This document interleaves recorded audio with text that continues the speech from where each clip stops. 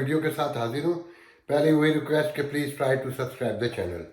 Topic America ہی ہے. پہلے دیکھیں جی، سب سے سنگین میرے نزدیک اور میرے خوفناک خبر کہ کرونا ورسٹ سے ورسٹ ہوتا جا رہا ہے. فاؤچی کہہ رہے تھے کہ it's going to be more worse. 10 million سے اب لوگ ہو چکے ہیں پازیٹیو جو ہیں، اور 2,40,000 کے قریب اب تک مر چکے ہیں. اور ایوری ڈے ہاسپٹلائزیشن کا نمبر بڑھ رہا ہے، ڈیتھ ٹول بڑھ رہا ہے. بعض کاؤنٹیز میں تو ہاسپٹل سے لوگوں کو واپس بھیجا جا رہا ہے. بس دعا کر سکتے ہیں. کچھ یہاں تو اب یہ کہا جا رہا ہے، جو ہیڈ لائن ہے میڈیا کی، کہ امریکہ از اے ہیل آف کووڈ. یہ سچویشن ہے، اور دسمبر کہتے ہیں بڑا سیریس ہوگا. پھر دوسرے جو سیاسی پارٹیوں کی لڑائی ہے اس میں جو اگنور کیا جا رہا ہے کرونا کو، وہ معاملات کو اور سنگین کر رہا ہے. عوام کے مسائل، مطلب لوگ بہت پریشان ہیں. واقعی پہلی بار میں بھی کہہ رہا ہوں کہ پاکستان جیسی سچویشن ہے کہ سیاستدان لڑ رہے ہیں. ریپبلکن ان کے پیچھے کھڑے ہو گئے ہیں بائیڈن کے. میں نے آپ کو ڈونلڈ ٹرمپ کے کل بھی بتایا تھا کہ مچ کولن جو ہیں اتنے سینئر پارلیمنٹیرین ہیں، سینٹ میں میجورٹی لیڈر ہیں، 40 سال کے تعلقات ہیں بائیڈن سے، مگر وہ سپورٹ کر رہے ہیں کیونکہ پارٹی پوری کھڑی ہو گئی ہے. اس کی وجہ ہے کہ پارٹی میں، ریپبلکن پارٹی میں خوف پھیل گیا ہے کہ 71 ملین ووٹ لیا ہے مسٹر ڈونلڈ ٹرمپ نے. ہسٹری کے ہارنے والے کا سب سے بڑا نمبر ہے. گو کہ 5 ملین بائیڈن کا پاپولر ووٹ زیادہ ہے، مگر 71 ملین کا مطلب آدھا امریکہ ان کے ساتھ ہے. تو جو ریپبلکن پارٹی میں خوف ہے وہ یہ ہے کہ اگر ہم نے ساتھ نہ دیا اور ان کو چھوڑ دیا تو یہ کل ہمارے لیے مسائل پیدا کر سکتے ہیں. اور وہ ایک ضدی آدمی، سب کو پتہ ہے کہ اگلے الیکشن میں وہ کیا سٹانس لیں اور کس طرح سے کھڑے ہوں. تو ایک خوف کا ماحول ہے. اور ساتھ میں ریپبلکن کو یہ بھی احساس ہے کہ جو 6-7 سیٹیں کانگریس میں زیادہ ملی ہیں وہ بھی اسی ووٹ کی بدولت ملی ہیں. اور جارجیا میں ابھی 2 سیٹوں پہ جو ٹائی ہے اور جو رن آف ہے جو 5 جنوری کو ہونا ہے، اس میں بھی انہیں ڈر ہے کہ اگر ڈونلڈ ٹرمپ ان سے ناراض ہوئے تو وہ سیٹیں جا سکتی ہیں. تو یہ خوف ان کو کھڑے رکھے ہوئے، جو سیاست میں کہتے ہیں نا کہ سیاست کے سینے میں دل نہیں ہوتا. مگر اس میں جو سب سے بڑا نقصان ہو رہا ہے، اس سے پہلے میں یہ بتاؤں گا کہ آج مسٹر بائیڈن نے ایک پریس کانفرنس کی اور اس میں 5 سوال لیے گو کہ انہوں نے. مگر وہ پریس کانفرنس تو تھی ہیلتھ کیئر کے حوالے سے. اوباما کیئر جو ہے اس پر انہوں نے سارا بریف کیا کہ لوگ کس وجہ کتنے پریشان ہیں اور اس کو کتنے لوگوں کی حمایت ہے. ایون یہ کہ ریپبلکن کے 2/3 لوگ بھی اس کی حمایت کرتے ہیں کہ وہ عام آدمی کا ایشو ہے. اور امریکہ میں اگر کوئی چیز مہنگی ترین ہے تو وہ ہیلتھ ہے. کہ دعا کرتے ہیں کہ بغیر انشورنس کے، بغیر میڈی کیئر یا اوباما کیئر کے بغیر اللہ کسی کو موت بھی نہ دے، کہ وہ بہت مہنگی پڑتی ہے. لوگ بینکرپٹ ہو سکتے ہیں اگر بیمار ہو کر مریں. تو اس دوران ان سے سوال پوچھا گیا کہ آپ کے دوست، آپ کے یار مک کونل جو ہیں، مچ کونل، وہ آپ کے خلاف کھڑے ہوئے ہیں، آپ کی ان سے بات نہیں ہوئی؟ تو انہوں نے کہا کہ ابھی نہیں ہوئی مگر ہوگی. اور جب ان سے کہا گیا کہ آپ کو ٹرانزیشن سے روکا جا رہا ہے، آپ کے خلاف کام ہو رہا ہے، آپ کو نہیں لینے دیا جا رہا، تو آپ کیا کہیں گے؟ تو اس پر نے کہا کہ وہ مبارکباد بھی نہیں تھی 48 سینیٹرز نے اب تک. تو ان کا وہ مبارکباد بھی دیں گے اور ٹرانزیکشن بھی اسموتھ ہوگی، ڈونٹ وری. وہ بہت کانفیڈنٹ تھے. تو بات ساری ہے کہ یہ جو لڑائی ہے، انہوں نے صاف انکار کر دیا ہے کہ وہ ٹرانزیکشن نہیں کریں گے اسموتھ اور وہ نہیں جائیں گے. بلکہ انہوں نے جو فیبرری میں بجٹ تیار ہوتا ہے اس میں اپنی ایجنسی سے یہ کہا ہے کہ وہ ڈونلڈ ٹرمپ کا بجٹ تیار کریں. جو ڈونلڈ ٹرمپ کا بجٹ ہے، مطلب انہیں یقین ہے کہ وہ وائٹ ہاؤس نہیں چھوڑیں گے. تو دیکھیں یہ اونٹ کس کروٹ بیٹھتا ہے اور یہ صورتحال کہاں تک خراب ہوتی ہے. اس میں ایک اہم ترین بات یہ ہے کہ یہ جو آئین ہے امریکہ کا، اس کے بنانے والوں نے جو سب سے اہم بات میک شور کی وہ یہ تھا کہ لیجسلیٹو، ایگزیکٹو اور جوڈیشنری جو ہے، جو عدالتیں ہیں، وہ ایک دوسرے کے بیلنس میں ہوں، کوئی کسی کے پاس زیادہ اختیار نہ ہو اور چیک اینڈ بیلنس بالکل قائم رہے. مگر جب سیاست دان لڑتے ہیں تو پارلیمنٹ اور مینجمنٹ جو ایگزیکٹو ہے وہ دونوں کمزور ہوتے ہیں. اور جب یہ دونوں کمزور ہوتے ہیں عدلیہ پہ دباؤ بڑھتا ہے اور عدلیہ خود بخود کمزور ہونے لگتی ہے. اور جب یہ تینوں ادارے کمزور ہوتے ہیں تو جو نوکرشاہی ہے، جو سیکیورٹی فورسز ہیں، ان کو اختیارات خود ملنا شروع ہو جاتے ہیں. یہ تھرڈ ورلڈ کنٹریز میں ہم نے تو بہت قریب سے دیکھا نا سارا کچھ.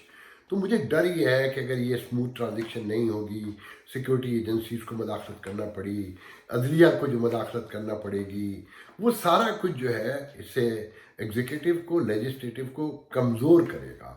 اور یہ کمزوری ہی جمہوریت کی سب سے بڑی دشمن ہے. اور نظام جو ٹوٹتے دیکھیں، اگر جب تک ایک خوشحال ترقی یافتہ معاشرہ چاہیے، پرامن معاشرہ چاہیے، تو خوشحالی ترقی کا راستہ پہلے امن سے ہو کر گزرتا ہے. اور امن کی ضمانت ریاست کا منظم نظام ہوتا ہے کہ وہ اسموتھ ڈسپلن میں کام کر رہا ہو، جیسے کہتے ہیں نا آئیڈیلزم کے قریب قریب ہو. تو یہ خوشحالی ترقی شروع ہوتی ہے. اور امریکہ کی یا یورپ کی ترقی خوشحالی کی وجہ یہ ہے کہ نظام اسموتھ ہے. چھوٹے موٹے دیکھیں اپوننٹ کو سیاسی طور پہ پوری دنیا میں ایک دوسرے پر لان تان ہوتی ہے، مگر وہ سب پیٹی ایشوز ہوتے ہیں، ڈیپ ایشو نہیں ہوتے. اسٹیٹ جس سے اسٹیٹ کو یا عوام کو خطرہ ہو وہ نہیں ہوتے. یہاں پر پہلی بار وہ شروع ہو گیا ہے جو بہت خطرناک بات ہے. اگر یہ ایگزیکٹو اور یہ لیجسلیٹو کمزور ہوئے تو یقین رکھیں عدلیہ خود کمزور ہو جاتی ہے. اور جب یہ تینوں کمزور ہو جائے تو میں پھر ریپیٹ کروں گا کہ سول سرونٹ اور سیکیورٹی کے ادارے پریویل کرتے ہیں، وہ مداخلت کرتے ہیں. اور انہیں مداخلت کی عادت ہو جائے جیسے ہمارے یہاں ہو گئی ہے تو پھر کوئی نظام نہیں چلتا. تو یہاں کے سیاستدانوں کو سوچنا ہوگا کہ انہیں کیسے آگے بڑھنا ہے. 350 سال کی روایات ہیں، بہت مضبوط ترین روایت ہیں. میں نہیں سمجھتا کہ وہ ٹوٹ جائیں گی. اور کچھ لوگ یہ کہتے ہیں کہ یہ اسموتھ ٹرانزیکشن ہوگی، یہ سب وقتی باتیں ہیں. ایک مجبوری کے تحت لوگ کچھ کھڑے ہوئے ہیں، اندر سے وہ بائیڈن سے ملے ہوئے ہیں. خیر میں آگے بڑھتا ہوں. کچھ لوگوں نے مجھ سے سوال پوچھا ہے کہ جی مسلم ووٹوں کا کچھ پتہ نہیں چلا. کیونکہ میں سمجھتا ہوں بہت سے لوگوں کو پتہ چل گیا ہے کہ دیکھیں یہاں ایک کیئر ہے، Islamic relation organisation Washington D C میں، کیئر کہتے ہیں اسے، اسلامک کونسل سم تھنگ کر کے، کیونکہ زبان پہ چڑھا ہوا ہے کیئر. تو ینگ جنریشن اس میں زیادہ ہماری جو مسلم ہے، انہوں نے ایک سروے کیا ہے الیکشن کے اوپر. تو ان کا کہنا یہ ہے کہ 70% لوگوں نے ووٹ دیا مسٹر بائیڈن کو، مطلب ڈیموکریٹ کو، اور 17% ووٹ دیا مسلمانوں نے انکلوڈنگ پاکستانی مسٹر ٹرمپ کو، ریپبلکن کو. اور یہ 4% تعداد 2016 کے مقابلے میں زیادہ ہے کہ پہلے ڈونلڈ ٹرمپ کو مسلمانوں نے 13% ووٹ دیا تھا، اس بار 4% دیا، زیادہ دیا. میں نے آپ کو پہلے بتایا تھا نا کہ کچھ مسلمان بھی سمجھتے ہیں اور بالکل صحیح سمجھتے ہیں کہ ان کی پالیسیاں کوئی زیادہ خراب نہیں تھیں.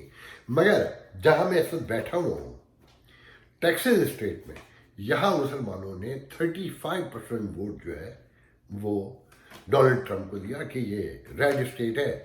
اور میں اسے کوئی غلط بھی نہیں سمجھتا. یہ گو کہ بلو ہونے جا رہی ہے. مسلمانوں کا ووٹ یہاں تقریباً 2.5 لاکھ ووٹ ہوگا اس ریاست میں. اور اس میں 1.25 لاکھ سے 2 لاکھ ووٹ پورے یقین سے میں یہ بات سمجھتا ہوں اپنی جرنلزم کے بنیاد پر، جو میں نے جتنے طویل عرصے یہاں اخبار کیا ہے، کہ اس میں 2.25 لاکھ کے قریب پاکستانیوں کو ووٹ ہوگا ایٹ دا منیمم اور at the most 200,000 which is very high number. تو یہ سچویشن، اب یہ ایک الگ بحث ہے کہ مسلمانوں نے کیوں ووٹ دیا. میں کہتا ہوں بہت اچھا کیا. مسلمانوں کو جیسے ہندو رہ رہے ہیں، جیسے یہودی رہ رہے ہیں، دونوں پارٹیوں میں ہم نے اتنا بڑا ووٹ دیا. اس کے باوجود شہرت یہ ہے کہ مسلمانوں نے، پاکستانیوں نے ڈیموکریٹ کو ووٹ دیا سارا کا سارا. اور یہ ایک امپیکٹ بنا ہے. اور جو ریپبلکن کو میسیج ہے، اس میں میں ایک بات یہ بھی کہوں گا، ریپبلکن کو بھی اب سوچنا ہوگا کہ اس ملک میں اگر انہوں نے بھی حکومت کرنی ہے تو اپنی کچھ پالیسیوں پر نظر ثانی کرنا پڑے گی. اور یہ یہودی، یہ ہندو، یہ مسلمان، یہ سب ٹریڈیشنل کنزرویٹو لوگ ہیں، ریپبلکن کے قریب ہیں. ان کی بہت معمولی قسم کی جو حرکتیں ہیں اس کی وجہ سے لوگ ان سے فیئرڈ ہیں، اور ڈرے ہوئے، اسکیئرڈ کہنا چاہیے. تو بہرحال اب میں ٹاپک چینج کرتا ہوں تھوڑا سا. دیکھیں جی، کچھ لوگوں نے پوچھا ہے کہ جی پاکستان میں بار بار کہ پاکستان کے کیا تعلقات ہوں گے اگر بائیڈن آ جاتے ہیں. اب میں لفظ اگر لگا رہا ہوں کیونکہ یہاں بہت پراسرار سرگرمیاں شروع ہو گئی ہیں. जिस तरह से हरकतें हो रही हैं, तो उसमें मुझे नहीं पता कि आने वाले कल में क्या होने जा रहा है। तो देखें, मैं पहले भी बता चुका हूँ कि डेमोक्रेट आते हैं तो वो डेमोक्रेसी का साथ देते हैं, इसलिए इंडिया के हमेशा वो करीब रहे हैं। हमारे यहाँ civil rights, human rights, women rights, media freedom जो है वो सब स्ट्रेक पर है, और पूरी दुनिया को पता है जो कुछ वहाँ हो रहा है। मुझे वो बयान करने की ज़रूरत नहीं। तो ये सब कंसर्न है डेमोक्रेट का, और मैं इस पर पहले भी तफसील से रोशनी डाल चुका हूँ। दूसरी अहम बात ये है कि देखें, पाकिस्तान लाख हम कहें कि वो चाइनीज़ ब्लॉक में चला गया, और पाकिस्तानी कहते भी हैं फौजी कि जी वो चाइनीज़ ब्लॉक में है, मगर पाकिस्तान का पहला इनसे रिलेशन क्या है? असला खरीदना, असले के पार्ट्स खरीदना, जो पहले से जो 70%, मोर देन 70% असला अमेरिकन असला है। वो तोप हो, F-16 हो, और दूसरे जहाज हो, गोली बंदूक, तो वो ताल्लुकात लाजमी रखने हैं कि जनाब पार्ट्स मिलते रहे। मुझे एक डिप्लोमेट बता रहे थे कि जो ईरान पर संगीन पाबंदियां हैं, जब वो बिल्कुल ही नहीं थे ताल्लुकात, तब भी ईरान जो उस वक्त पाकिस्तान के एम्बेसी के थ्रू डील करता था, तो पाकिस्तानियों के ज़रिए मैसेज देता था कि फ़लानी असले का फ़लानी चीज़ ख़त्म हो गई है तो वो चाहिए, तो वो आपस में बार्गेन करके चीज़ें हो जाया करती थी। तो पाकिस्तान के ऐसे हालात नहीं हैं। वही डिप्लोमेट जिनसे उन्होंने मुझे ये बात उन्होंने कहा कि वो कहते हैं अमेरिकन, उसके देखें ना हम आपको ब्लैक लिस्ट में रखना चाहते हैं ईरान के बराबर और नॉर्थ कोरिया के बराबर, ना आपको ग्रे लिस्ट से निकलवाने देंगे, क्योंकि आपको यही मेंटेन करना पड़ेगा। और पाकिस्तानियों को भी बड़ी खुशी है कि ये मेंटेन रहे, हम ब्लैक में नहीं जाना चाहिए, क्योंकि हमें कोई ज़्यादा फिक्र भी नहीं है। क्योंकि जो हमारी हरकतें हैं, मैं उस पर नहीं जाऊँगा कि हमने प्रॉक्सी भी लड़नी है, हमने दूसरे काम भी करने हैं, तो ग्रे लिस्ट मेरे ख्याल में गुड, वो उसमें ही रहे। और इंडियन जोर लगाते रहेंगे कि ब्लैक में, तो इनका कोई मूड नहीं है आपको ग्रे लिस्ट में डालने का। वो आपको ब्लैक में मेंटेन रखेंगे, अपनी शराइत बनवाते रहेंगे। आप देखिए, खत्ते का एक अहम मुल्क है, आप ताकतवर भी हैं, ये कोई नहीं समझता कि आप कोई कमज़ोर है, इराक है और इस तरह की ऐसी कोई बात नहीं है। एक मुनज़्ज़म फोर्स है, एक ही इदारा है हमारे पास, बाकी तो कुछ बचा नहीं है। तो इस सिचुएशन में कि यहाँ लोग कौन हैं, तो मैंने बड़ा डिग आउट किया। देखें, यहाँ पर पहला नाम तो मेरे ध्यान में वही हुसैन हक्कानी आता है, जो बाइडन के बहुत करीब है, जिसने बाइडन को रजामंद किया है। कैरी लूगर बिल जिसे कहते हैं, जो बाइडन लूगर बिल था, वो $7.5 बिलियन भी दिलवाए और फिर वो गद्दार करार दे दिया गया। फिर दूसरे नंबर पे जो मैं जानता हूँ, जो मुझे आज किसी ने याद दिलाया, उन्होंने कहा कि एक हुसैन हक्कानी, और फिर कहा कि वो एक पीक फ्रेंड्स बिस्किट वाले जो है, तो मेरी हंसी निकल गई। मैं उन्हें पीक फ्रेंड्स के हवाले से नहीं जानता, मैं नेशनल मसाले ही जानता हूँ, और अपना की साबिक प्रेसिडेंट 2010 की या 2014 की, यानी मेरी बहन, मेरा बड़ा क्लोज उनसे ताल्लुक़ रहा है, और उनके हस्बैंड ख्वाजा साहब से वो मेरा बड़ा ख्याल करते थे। और जब भी मेरी अब भी बात होती है, अभी 4-5 महीने पहले थोड़ी 1-2 मिनट की हाई हेलो हुई है, तो मेरा बहुत गहरा ताल्लुक़ है। तो ख्वाजा साहब के बहुत गहरे, और ज़ीलफ़ मुनीर के बहुत गहरे ताल्लुकात हैं, क्योंकि वो डेलीवर में ही क़याम करते थे। अब तो पाकिस्तान मूव हो गए, और ख्वाजा साहब तो हमेशा से पाकिस्तान और अमेरिका के दरमियान फोर्थ एंड बैक करते थे। बल्कि मुझे याद है कि जावेद सलमान की प्रेसिडेंसी थी, जो मुझे याद पड़ता है, तो ख्वाजा साहब मेरे पास आए, मुझसे कहा कि भाई ये कुछ मुस्लिम लीग, मैं नाम नहीं लूँगा, कुछ मुस्लिम लीग के लीडर आए हुए हैं और मुझ पर दबाव डाला जा रहा है कि मैं उनकी मुलाकात बाइडन से करवा दूँ, तो तुम्हारा क्या ख्याल है? मैंने कहा अगर आप करवाना चाहते हैं तो करवा दें, तो मिलना मिलाना क्या है? तो कहने करवा दूँ। मैंने कहा और करवा दें, कोई ऐसी बात नहीं, अच्छे लोग हैं, पढ़े लिखे लोग हैं। तो बहरहाल, तो वो करीब भी रहते थे, और रोज़ का उनका जो मेरी मालूमात हैं, और ख्वाजा फैमिली जो है ज़ीलफ़ मुनीर, ये ख़ानदानी रऊसा में उससे मैं समझता हूँ, वो फड़े उड़े नहीं मारते थे। बल्कि मैं किसी मौके पे, मुझे आप लोग याद दिलाइएगा कि ज़ीलफ़ मुनीर की वालदा ने एक हज का तारीख़ी वाक़या मुझे सुनाया है, जो मैंने बहुत संभाल के रखा हुआ है। मैं किसी दिन इंशाअल्लाह उनको सुनाऊँगा। उन्होंने, खातून ने, और इनके वालिद जी बहुत आर्टिस्टिक जहन के, जो पाकिस्तान की जो पहली रिकॉर्डिंग कंपनी है EMI मेरे ख्याल में, उसके पहले डायरेक्टर जनरल रहे हैं। और ज़ीलफ़ का नाम भी उन्होंने उसी म्यूज़िक के हवाले से रखा कि एक ख़ास राग का नाम है ज़ीलफ़। तो बहरहाल ये मैं तफ़सील फिर कभी बताऊँगा। एक उनके ताल्लुकात हैं। फिर एक है फ़ारूक मिठा। ये वर्जीनिया साइड पे रहते हैं, बहुत क्लोज आजकल काम कर रहे हैं डेमोक्रेट्स के साथ। फिर एक है डॉक्टर जफर इकबाल एरिजोना में, जो बर्नी सैंडर ग्रुप है बेसिकली, बहुत ही तरक्की पसंद। और अगर आप लोगों को याद हो जो डॉक्टर शाजिया खालिद का, और जो खातून जिसका रेप हुआ था, क्या नाम है मशहूर खातून जो जनूबी बलूचिस्तान पंजाब की, मेरे ध्यान में हमेशा नाम निकल जाता है, जिसका अ, बहुत मशहूर वाक़या है इज्तमाही जिसका ज्यादती का था, और फिर बहुत फेम हुई, उनको अमेरिका भी वही लाए थे। डॉक्टर आमना भुट्टर के साथ मिलकर काम करते थे। फिर डॉक्टर शाजिया खालिद के हवाले से जफर इकबाल को लोग जानते हैं, बहुत वेरी प्रोग्रेसिव डॉ के पर हैं बेसिकली। और पहले न्यूयॉर्क स्टेट में रहते थे, अब एरिजोना में रहते हैं, और वो को चेयरपर्सन है बाइडेन कैंपेन के एरिजोना में, और बहुत क्लोज और इलेक्टेड क्या नाम है सीट है उनके पास, 200-250 वोट देके डेमोक्रेट पार्टी में वो सामने आए हैं। फिर एक है दिलावर सैयद, ये एक इंडियन शेकर, उनके साथ मिलके एक उन्होंने ऑर्गेनाइजेशन बनाई हुई काफ़ी अरसे से, एशिया पैसिफिक समथिंग करके। और ये भी एक बड़ी इनके पास टास्क है डेमोक्रेटिक फोर्स का, एशियंस को जमा करने का, स्पेशली इंडियन पाकिस्तानियों को।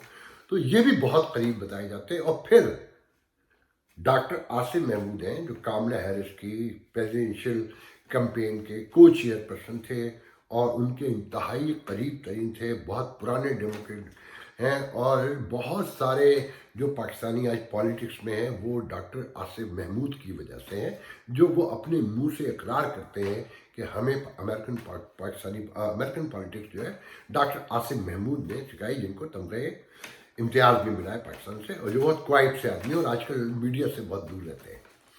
तो ये सारे लोग हैं। इसमें से जो मेरे पास मालूमात हैं वो ये हैं कि डॉक्टर आसिम महमूद को कोई बड़ा ओहदा भी मिलेगा, मगर बड़ा ओहदा देखिए एजुकेशन के एतबार से मिलता है। तो वो एक डॉक्टर हैं, इस वक्त भी वो कैलिफोर्निया बार के मेडिकल बार के जो है ना मेंबर हैं, मेडिकल कमीशन है, बार है, उसके मेंबर हैं। जब और बढ़ा देंगे तो और किसी बहुत बड़े बोर्ड में, मेडिकल बोर्ड के सॉरी, तो किसी बड़े बोर्ड में चले जाएंगे, और साल में उनकी कामला रिश्वत होंगी। प्रेसिडेंट अगर बाइडन होते हैं तो उनसे भी साल की 3-4 मुलाकातें होंगी, मगर 3-4 मुलाकातों मतलब समझ लें कि जो पाकिस्तान का एम्बेसडर होता है ना, जब वो अपने आता है यहाँ तो वो अपनी असनाद पेश करता है, आपने अक्सर सुना होगा, तो बस वो एक ही मुलाकात होती है। या जब कोई विजिट हो जाए head of the country Pakistan से तो आमना सामना हो जाए, अदरवाइज 4 मुलाकातें साल में होना कोई मामूली बात नहीं समझी जाती अमेरिकन प्रेसिडेंट से। फिर अगर कुछ मिलता है या सुनने जाती है ना, तो यहाँ एक टर्म कहलाती है, उसे कहते हैं पॉलिसी रेलिवेंसी। पॉलिसी रेलिवेंसी क्या है कि इश्यूज को जो समझते हो, उसको डिस्क्राइब करते हो, उसे एक्सप्लेन करते हो, उसे समअप करते हो, और उसका कोई नतीजा निकालते हो। वो एक आदमी है, और वो है हुसैन हक्कानी, जो फॉरेन पॉलिसी जैसे मैगजीन में छपता है, जो न्यूयॉर्क टाइम में भी छपता है, जो यहाँ की इंटेलिजेंसिया में पहचाना जाता है, जो साबिक एम्बेसडर ऑफ पाकिस्तान है, जिसने कैरी लूगर बिल लिखा है, बाइडन को करीब से जानता है, उसे आपने गद्दार करार दे दिया है। अब इस रोशनी में फैसला, अच्छा ख्वाजा साहब रह गए दिलफ मुनीर, वो कोई ओहदा लेंगे नहीं लेंगे ये तो ख्वाजा साहब बताएंगे। मुझे पता है ये वीडियो देखने के बाद ख्वाजा साहब मेरी क्लास लेंगे। तो ख्वाजा साहब मैं तो सिर्फ वो बता रहा हूँ जो मैंने देखा है, मुझसे मैंने जितने नाम लिए उनमें से किसी ने नहीं कहा कुछ। और इसके साथ ही कुछ लोग वो हैं जो बहुत शोर मचाते हैं कि उनका बहुत गहरा ताल्लुक है, वो फंड जरूर देते हैं और उनके ताल्लुकात भी हैं कांग्रेस वगैरह में, मगर जो नाम मैंने बताया ये डीप रूटेड लोग हैं। हमारे डॉक्टर एजाज हैं न्यूयॉर्क से, उन्होंने भी बहुत बड़ी फंडिंग की है और एक अच्छी ऑर्गेनाइजेशन भी चलाते हैं, मगर वो एक प्रोफेशनल बहुत ही बिजी डॉक्टर हैं, और अभी उनकी वो रूट्स नहीं हैं जो मैंने इन लोगों की बयान की। और भी एक दो लोग हैं जो दावा भी करते हैं। एक बात ध्यान में रखिएगा, जो भी पाकिस्तानी मीडिया पर $200 खर्च से 200 से लेके 2000 तक और उससे खर्च करके अपने आप को अमेरिकन पॉलिटिक्स का बाबा बताता हो, समझ ले वो झूठ बोल रहा है। मैं इस पे अगर आपको वीडियो बातें बनाऊँ तो वीडियो तवील हो जाएगा। तो बहरहाल میں یہاں پر اپنا ویڈیو ختم کرتا ہوں، انشاءاللہ آپ سے اگلے ویڈیو میں بات ہوگی۔ اللہ حافظ۔